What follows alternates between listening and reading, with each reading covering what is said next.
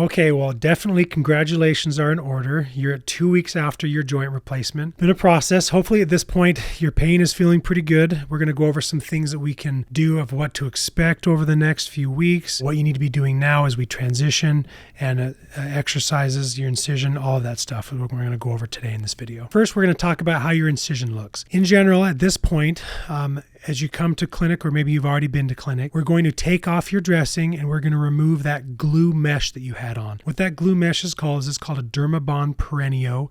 Perennial is kind of like a tape and float. If you've ever done drywall, the drywall seams come together. You'll tape the seams and then you'll float it with plaster.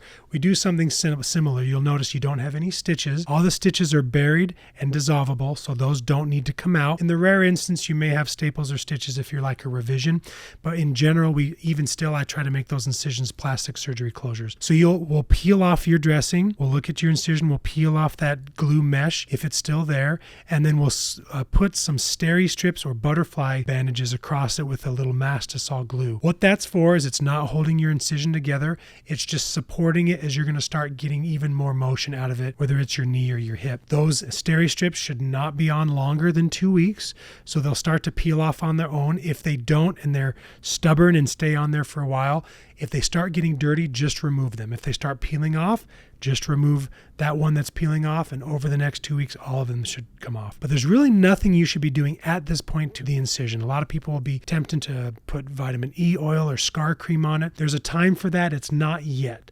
Over the next 2 to 3 weeks, once that incision even looks more solid and there's no breaks in it where you could conceive maybe there's a little bit of water that could go in through there, that's when it's not ready. Once it looks fully solid like a typical scar, then you can start using that vitamin E, the different scar creams to help massage it. And the therapist at this point will start showing you how to massage your wound and start to break down any scar tissue to it. If you do too much massaging and move it around too much, you'll actually break down the incision. We don't want that. So your therapist will guide you, or while you're in clinic with us, we can talk about that. At this point, you're probably finishing up with your home health, or you've already transitioned, they've done their discharge, and you've got your therapy outpatient referral. Usually in the preoperative visits, we'll have already ordered that physical therapy, so you should have already had it scheduled. What you're going to do is you're going to transition away from that home health physical therapy to outpatient physical therapy. Now, there is a subset of our patients that they are what we call homebound or confined, and they can't get to it. Maybe they can't drive yet, their spouse can't drive, or they don't have the access to it. Those patients can do home health for longer. If that's a concern for you, just let us know.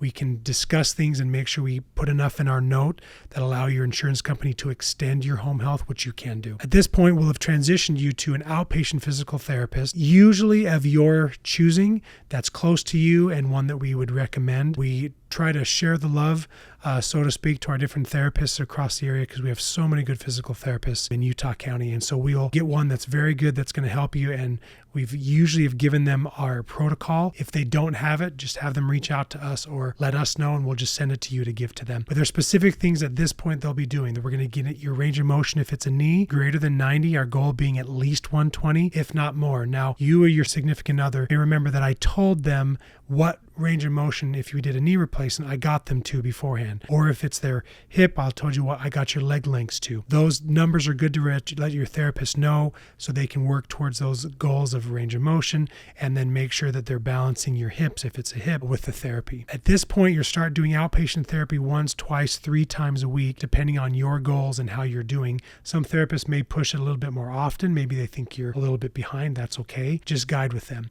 But as you're working with them, the big thing I want you to remember is that it's still your care. You're in control. You have physical therapists that are going to guide you.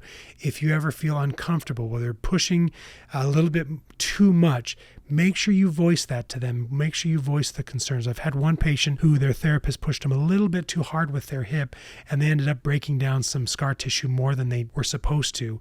And she just thought it was normal to have that type of a pain. She wasn't aware that she could speak up and communicate. Again, we're a care team.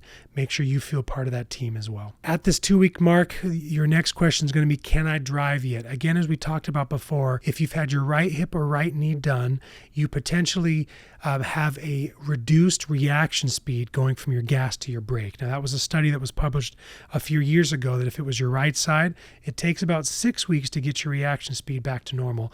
If it's your left side, it takes about 2. So in general, if you're a right side knee or a right side hip, understand that you may still not be ready yet. Now, there's still no requirement that I provide or restriction that I would give for driving. That is a personal decision.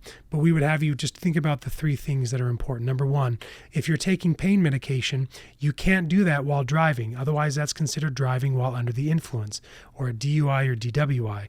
So if you're taking pain medication, specifically a narcotic, tramadol, oxycodone, hydrocodone, any of those, you cannot drive while you're taking those. Otherwise, you're driving under the influence, and that we can't do that. And it's not safe. Number 2 is I would have you go to an empty parking lot and drive around and see how you feel and how your gas to brake reaction speed is doing. If you feel like it's back to where it was before, whether you're at 2 weeks or 6 weeks, again, that's up to you, but be honest with yourself, which gives us to the point number 3. If you feel like you're ready to drive, the last thing you need to do in point number 3 is ask yourself this question. If a kid jumped in front of my car, do I feel like I'm ready and in a good frame of mind to be able to stop? If not, don't drive yet, because if something ever happened, you'd sure hate to look back into this and think, dang it, I wasn't ready yet. So those are the general restrictions for driving. Just understand that that's a patient-specific decision. We won't give you a note saying you're allowed to drive or a note saying you're restricted, but you kind of need to police yourself a little bit with that, pun intended. And hopefully at this 2-week mark, you've started to see your pain improve significantly. A lot of patients have described it as like a light switch was just turned off and all of a sudden their pain is better. That's somewhere around the 2, maybe even into the 3-week mark. And at this point, hopefully we've transitioned away from the narcotics completely. Again, our goal through this whole process, as you've noticed, is this multimodal pain approach where we can reduce the number of narcotics you're using. If you still need it for one reason or another, that's okay. You need to let us know,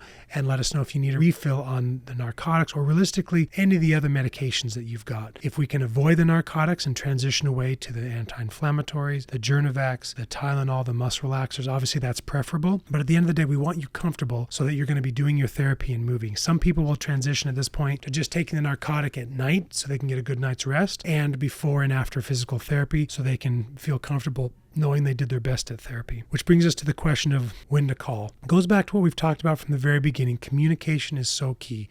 If you're running low on your medications, again, give us a couple days notice so we can get the script, make sure the pharmacy fills it in time so you don't get behind in your medications. And then the other thing would be if you still have any concerns with your incision, remember, it's going to be still warm. You may have a little bit of change of redness. If it starts getting worse or the redness is new, that's when you call, you send us pictures, you can text us pictures where we can look at it and respond immediately via text, or you can wait for me or myself or Morgan to contact you. The last thing to discuss would be what to expect over the next few weeks. So between weeks 2 and 6, we've kind of released you out to do outpatient physical therapy, which means you're going to be doing a lot more on your own. Your step count is now increased to 1,200 to 2,000 per day each week as it goes up. The goal being we want you doing more because your swelling's a little bit better, your pain's a little bit better. We want to start breaking down that scar tissue as you transition from a healing to a scarring phase at this 2-week mark. We want you breaking down the bad scar, but also being safe and keeping the good scar so your incision doesn't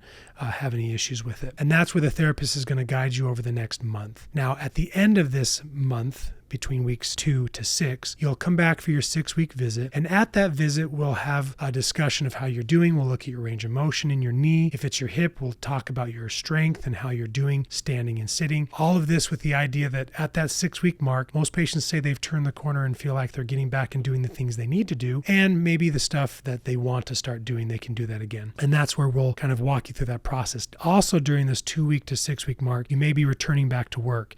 If you have a more white collar desk job, sometimes you can start that immediately after you get home because it's stuff you can do at home. That's fine. But recognize if you end up going into work a little bit earlier than the 2-week mark, you're setting yourself up to swelling, pain, exposure, infection could be higher. So just be cognizant about that. And if you have questions, just call us and we'll talk about it. But in general, 2-week mark, a desk job is appropriate to kind of return and do a lighter day as long as they can have you do a light day. And then for a more blue collar, hard work, for example, I've taken care of a lot of firefighters that at that 6-week mark is usually when they're ready to start doing more labor intensive. But at the end of the day, we'll talk about that at your 6-week mark and we'll go over it. But during this time, again, any questions or concerns, just reach out to us as we get you transitioned to that 6-week appointment, which is where hopefully everything's doing well. You'll grab another x-ray before you come, whether that's at the facility, at our clinic, or at another facility. If you can get that before coming to your clinic so we can review it, make sure nothing's changed. And if everything looks good at that 6-week appointment, that may be your last one with us, and we'll kind of release you to the wild, so to speak, back doing the duties and things and achieving the goals that you originally had came in for to get back to.